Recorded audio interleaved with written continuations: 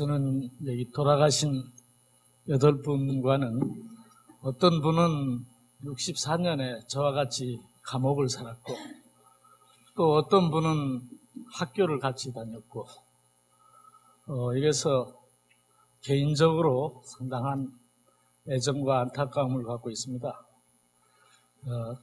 살아남은 것이 오히려 부끄럽고 죄송스러워서 이런 모임에 애써 참여하지 않는 걸 제 습관으로 알고 있다가 금년에는 어떻게 하다가 불려 나왔습니다.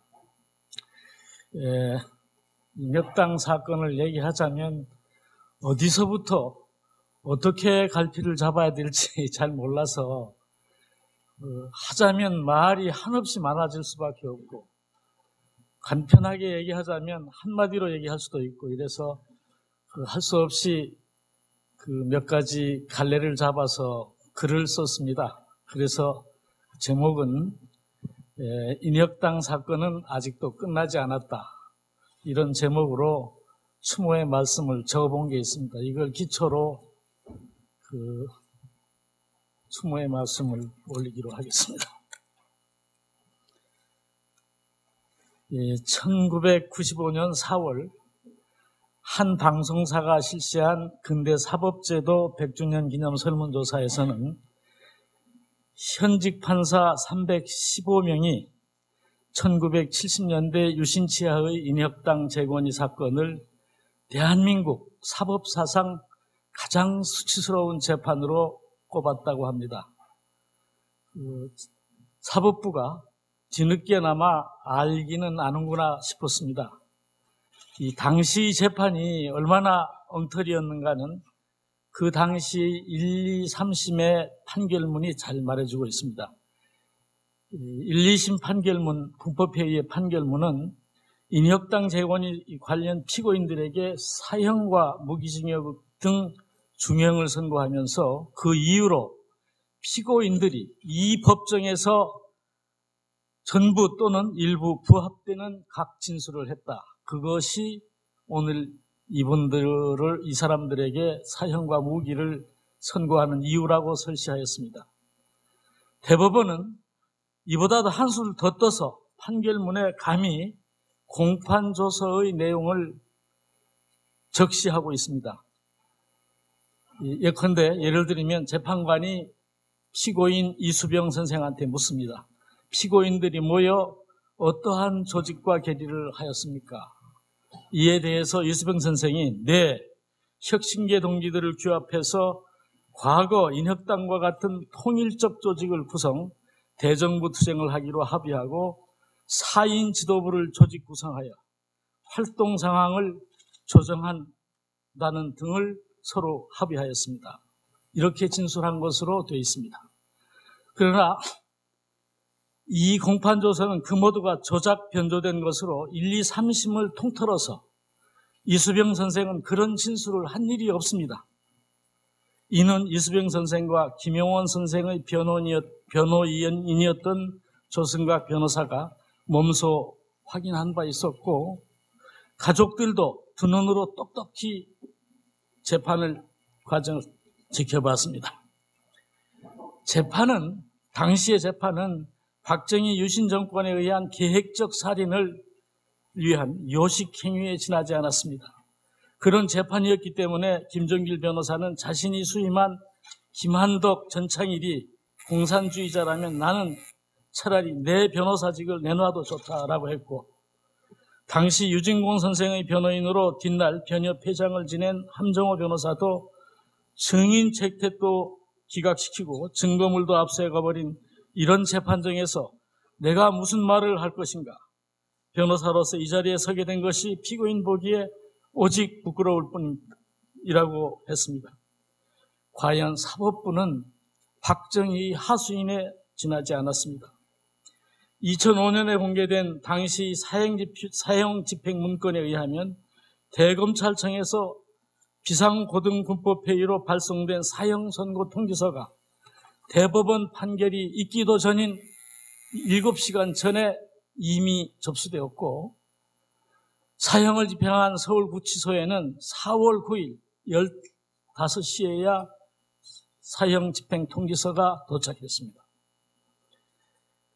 대법원 선고도 하기 전에 사형 선고가 통지되고 사형 선고 통지가 오기도 전에 구치소에서는 사형이 집행된 것입니다. 세상에 어떻게 이런 일이 일어날 수 있단 말입니다.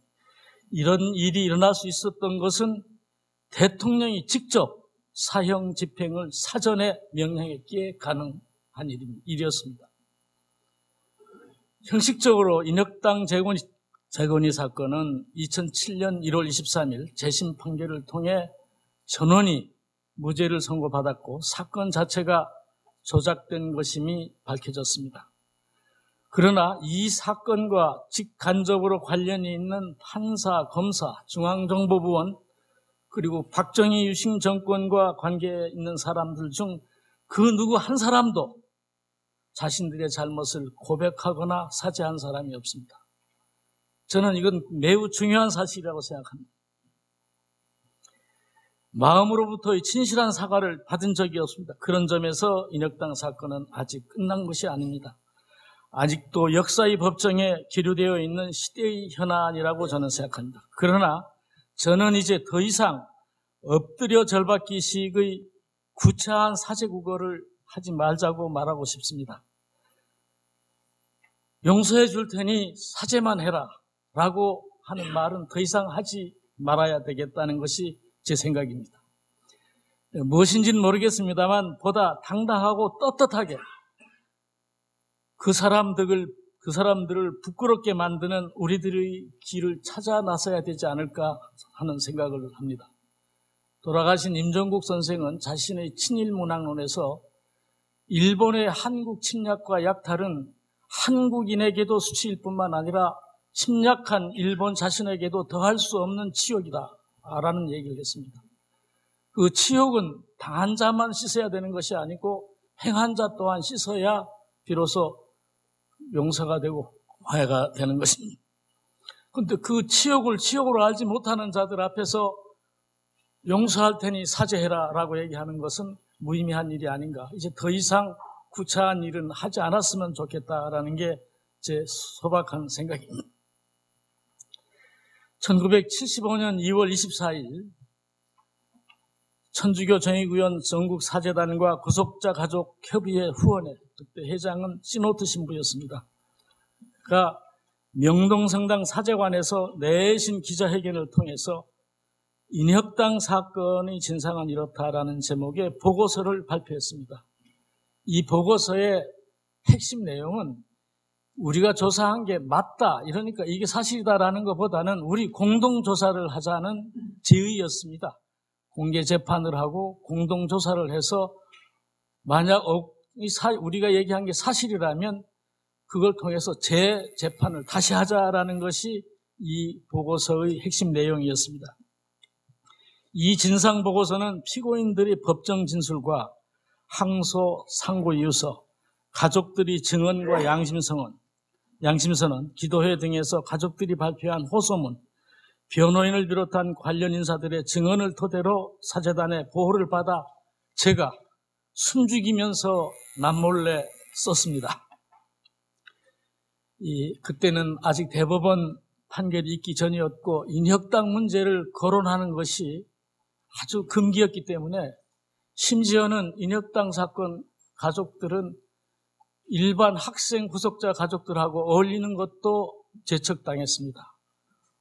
당신들이 오면은 우리 아들이 나오는데 지장이 있으니까 좀 오지 않았으면 좋겠다는 혹은 명시적으로 혹은 암묵적으로 그런 태도를 보였기 때문에 우리 가족들은 울고 다녔습니다. 이 강순희 선생이나 그 이민영 선생이 호소하고 다니는 모습이 지금도 저에게는 생생합니다. 그때 그 보고서의 결론에서 저는 이렇게 썼습니다. 변호사가 확인한 재판 기록의 편조, 그 사실 하나만으로도 인혁당 관계 사건은 파기환송될 요건이 충분하다고 우리는 믿는다. 이와 같은 재반의 사정을 살펴본다면 인민혁명당 사건은 처음부터 끝까지 조작된 것이며 어떤 정치적 목적에 의하여 날조된 것이라는 결론에 도달하게 된다. 이 조사 보고서는 상당히 조심스럽게 작성되었고 그리고 아주 엄혹한 상황 속에서 제한적으로 발표되었습니다. 그러나 이 조사 보고서는 이 관련자 구명을 위한 최초의 문건이었고 이런 점에서 그 당시 천주교 정의구현 사재단의 그 활동은 진짜 암흑 속의 횃불이었고 말씀의 폭풍과 같은 것이었습니다. 이 보고서가 먼 훗날 사건을 재조사하는 과정에서 나름대로의 밑자료가 되었습니다만 우리들이 이러한 어설픈 구명운동이 그분들의 죽음을 재촉한 것이 아닌가 하는 죄책감을 저는 그해 4월 9일 이 8분이 돌아가시고 난 뒤 지금까지 내내 가지고 있는 해안입니다. 이와 같은 감정은 제가 1980년 5월에 김재규 구명운동을 하고 나서도 똑같은 감정, 우리가 김재규 구명을 어설프게 했기 때문에 김재규를 빨리 죽인 게 아닌가. 저는 그런 죄책감으로부터 벗어난 일이 없습니다. 이 인혁당 사건과 관련해서도 저는 똑같은 죄책감을 지금도 가지고 있습니다. 그때 좀 더 적극적으로 하든지 차라리 하지 않았더라면 그렇게 빨리 이분들은 돌아가시지 않았을 수도 있지 않았을까. 저는 그런 생각을 가지고 있습니다. 그때 가족들이 울부짖으며 다닌 그 절규가 제게는 지금도 생생합니다. 그 호소문의 1절은 이렇습니다. 이 사형 선고를 받고 난 뒤에 우리들은 살고 싶습니다. 평화롭게 살고 싶습니다. 그러나 다 죽이고 난 다음에는 살릴 수가 없습니다.